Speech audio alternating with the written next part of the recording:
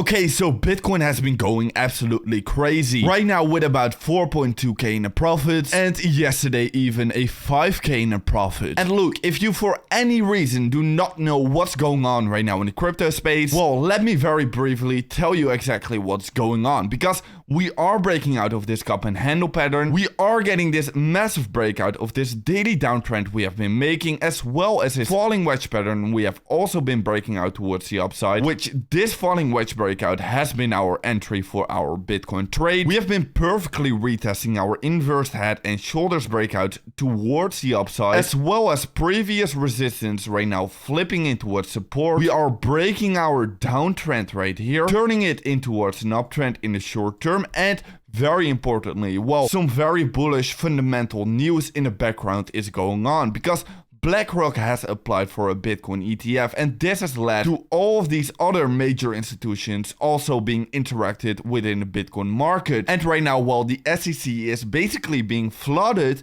with Bitcoin ETF applications. And this, of course, means that the big players, the players with the billions upon trillions of money, will be allowed to be entering the Bitcoin market very, very soon. So, of course, we have been getting this very insane breakout, and we have opened a pretty good Bitcoin trade because of this. Now, having a look in towards the short term, yes, we are exactly creating the same exact structure just like we did yesterday. So, of course, could this mean that we are going to be pumping just like we did yesterday over here? Well, of course, yes, that could mean that we are going to be pumping, but do keep in mind, we are testing this a very major weekly resistance. And look, this is one of the strongest resistance levels for Bitcoin. So I do not expect we are going to be pumping just right through it. I do expect it is going to be taking a few days before we are actually going to be breaking through. Also, another thing that you need to be keeping in mind is that in the very short term, yes, we are creating some momentum loss. Yes, if we have a look into our RSI and our MACD indicator, yes, indeed, we are creating some bearish divergences on a 1 hourly time frame. So we have basically a lot of variables right now in the Bitcoin chart, because we are creating this momentum loss, and we are also at the same time testing very important resistance. So at the one side, you might be saying, all right, we are maybe going to be breaking this support level towards the downside and actually create some kind of a dump in the short term. And of course, yes, this could happen, but do keep in mind, we are getting so many bullish news signals right now in the market. Literally, the SEC is being flooded with these Bitcoin ETF applications. And as I talked about yesterday and the day before, well, of course, Fidelity is still preparing to apply for this Bitcoin ETF. Okay, these are still rumors, and whenever this actually happens, that could of course lead in towards a bigger pump happening for Bitcoin actually. So it all basically depends on the news that we will be getting either today or tomorrow, of course. Now, what I do expect that is going to be happening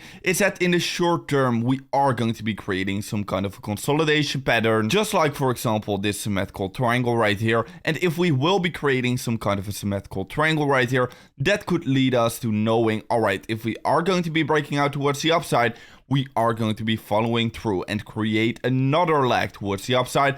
But of course, if we are going to be breaking towards the downside, we are going to be needing to be a little bit more cautious, and then we are going to be creating some kind of a dump in the immediate short term. Now, if we are going to be falling towards the downside, of course, we can line up some support levels, where from of some support levels, we maybe want to be adding a bit more to our long position or open up any kind of a new long position. So, of course, the first support level is going to be the level we are basically almost trading at already from of these candle bodies right here previously created. This would be at about 29.4 or 5k all the way up towards the 29.6 or 7k. Then the next support is going to be at about this level right here, which is going to be coming in at 28.8k towards the 28.5k. Now, if we are going to be breaking that one, I would say the last one is going to be at about the 27.8k towards the 27.7k. So these are all the levels where I would be interested in adding towards my long position if we are going to be reaching that. If we are going to be reaching these levels, well, we still would be in a very healthy uptrend in a larger picture. So in the short term, it is going to be very interesting to see how this will develop. And in the larger picture, well, we are getting this a very important golden cross. Previously around, we got our first dead cross ever for Bitcoin's price history. And right now, we are about to get our first golden cross ever for Bitcoin as well, of the 200 weekly moving average, and of course also of the 20 weekly moving average. This will of course be very important for the larger picture for Bitcoin, as well as we are perfectly bouncing from of our EMA ribbons, just like I talked about for a very long time, as well as Ethereum is right now as well breaking out, which I shared yesterday on my Twitter profile. And right now, yes, Ethereum is also blasting off towards the upside, but of course we do know Ethereum against Bitcoin is breaking down, so that is of course meaning